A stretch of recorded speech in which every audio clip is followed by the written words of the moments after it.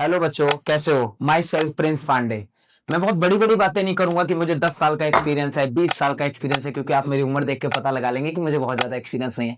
लेकिन मैं इस चीज का आपसे वादा करूंगा कि जो भी टॉपिक आप यहां से पढ़ के जाएंगे वो दिमाग से कोई नहीं निकाल पाएगा। बस आपको ईमानदारी से वो टॉपिक पढ़ना है, क्योंकि मैं एक ही बात कहता हूँ, जो यहाँ पे आएगा वो टेंशन लेगा नहीं, टेंशन देगा। क्योंकि मेरा कहना है टेंशन लेने का नहीं, टेंशन देने का।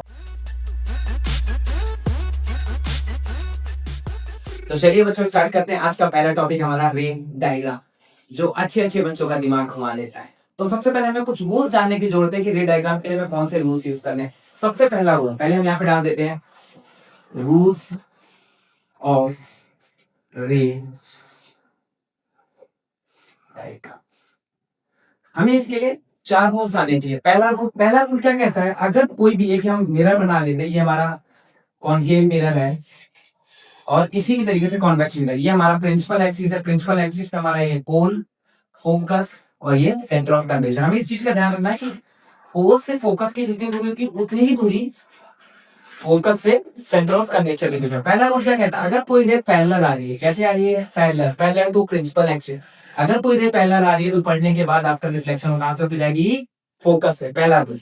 दूसरा रूल क्या कहता है, सेम इसी का अपोजिट रूल है दूसरा। फिर से हम एक मिरर बना लेते हैं, एक प्रिंसिपल एक्सिस खींच लेते हैं। प्रिंसिपल एक्सिस में सबसे पहले यहाँ पे गोल, यहाँ पे फोकस और यहाँ पे सेंटर ऑफ ग्रेविटी। दूसरा रूल सेम इसी का अपोजिट है कि अगर कोई रे फोकस से होकर जाएगी तो पढ़ने के बाद पैरेलल हो जाएगी। दो रूल हमारे कंप्लीट हो गए। अब आ जाते हैं थर्ड रूल पे। थर्ड रूल थोड़ा सा अलग है इससे। सबसे पहले हम एक मिरर बना लेते हैं। मिरर हमारा बन गया है। मिरर बनने के बाद ये यहाँ पे पोल, फोकस, सेंटर ऑफ कर्वेचर।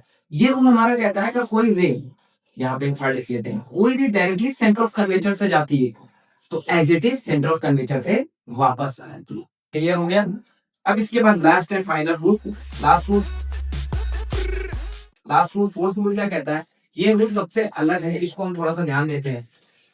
यहाँ पर हमारा पोल हो गया, ये हमारा फोकस हो गया और ये हमारा सेंटर ऑफ कर्वेचर हो गया। तो अगर कोई रे डायरेक्टली हमारी पोल पे गिर जाए, कहाँ गिर जाए? पोल पे, तो यहाँ पे एक एंगल बनता है। तो जितना एंगल यहाँ बनाएगी, इस एंगल को हम थीटा मान लेते हैं, जितना भी एंगल यहाँ बनेगा सेम एज इट इज उस एंगल से रे चली जाएगी।